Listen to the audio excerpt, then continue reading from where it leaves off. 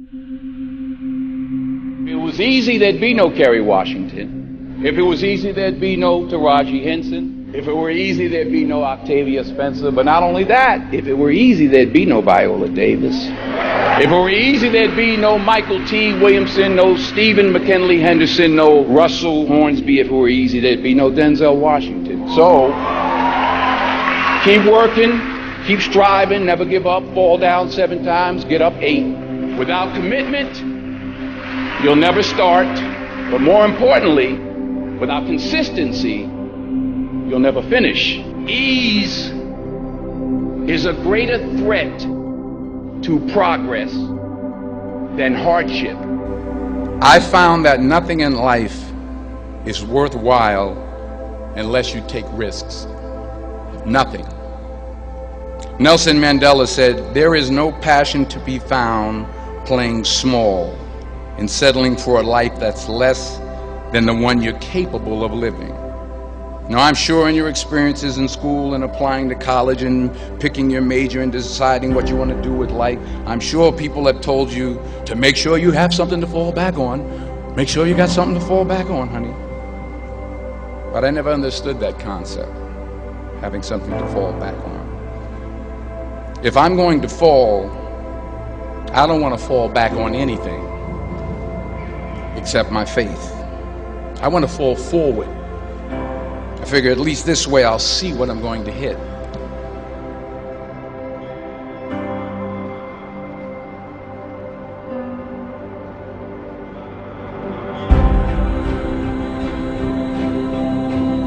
Thomas Edison conducted 1,000 failed experiments. Did you know that? I didn't know that.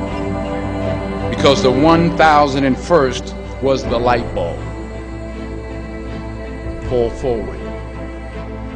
Every failed experiment is one step closer to success. You've got to take risks, and I'm sure you've probably heard that before, but I want to talk to you about why that's so important. You will fail at some point in your life. Accept it. You will lose. You will embarrass yourself. You will suck at something. There's no doubt about it. And I know that's probably not a traditional message for a graduation ceremony, but hey, I'm telling you, embrace it, because it's inevitable. I had like $106 in the bank, and like I said, I had to sell my dog, and things were not looking very, very good. My $40 car had just blown up, so I was taking a bus to work. I had no film history, no real film knowledge. I was just working from, I guess, instinct, and I knew this was like the moment of truth.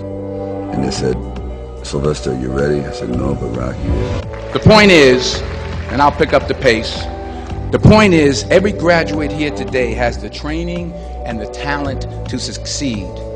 But do you have the guts to fail?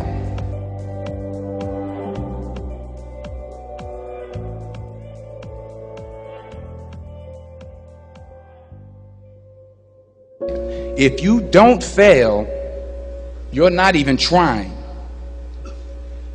I'll say it again. If you don't fail, you're not even trying. My wife told me this great expression. To get something you never had, you have to do something you never did. Les Brown's a motivational speaker. He made an analogy about this. He says, imagine you're on your deathbed, and standing around your deathbed are the ghosts representing your unfulfilled potential. The ghost of the ideas you never acted on. The ghost of the talents you didn't use. And they're standing around your bed, angry, disappointed, and upset. They say, we came to you because you could have brought us to life, they say. And now we have to go to the grave together. So I ask you today, how many ghosts are going to be around your bed when your time comes?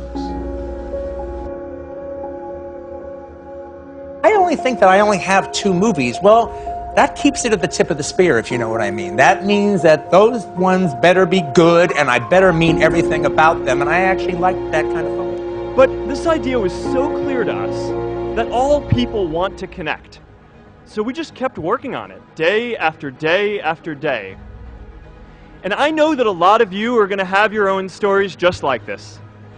A change in the world that seems so clear that you are sure someone else is going to do it. But they're not. You will.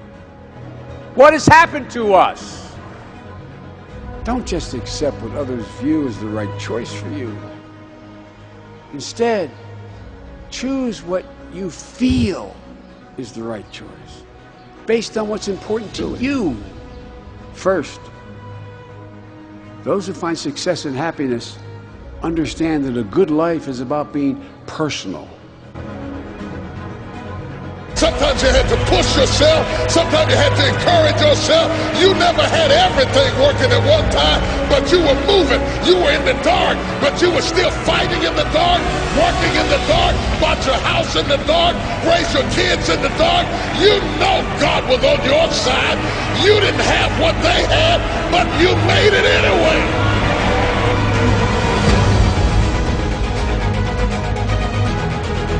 You have to be prepared to take any and every opportunity that's presented to you. All right, nothing's just going to happen. You know, everybody say it's all on you. It is all on you. There's other people that can educate you and help you, but you take these different experiences that you learn that stick with you. I mean, you may not remember a whole lot when you were 4 years old, but there's certain memories, there's certain things. You can use them to either harness you to greatness, or you can use them to kind of just keep you where you're at. And most people are just satisfied with at. There's always a next level. Your definition of greatness and what you want to achieve could be totally different than somebody else's. You know, we always say no one wants to be first, okay, because they're afraid of the consequences that come with doing something first. You can't be a failure. You're the first to do something. If you're the first to do something, you can't be listed as a failure.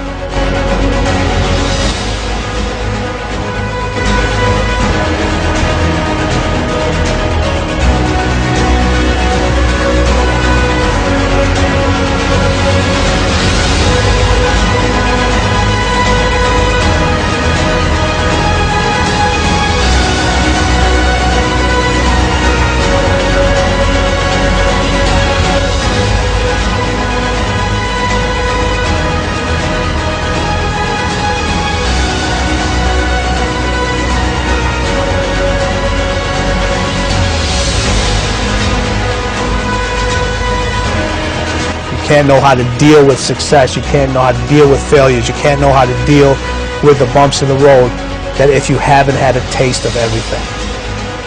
Okay? And once you remember that bitter taste in your mouth, you never want to feel that again.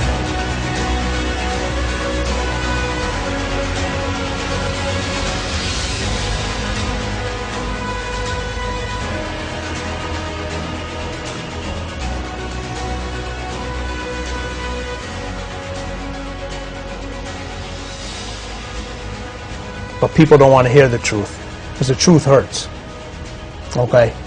But you grow from pain. You really do.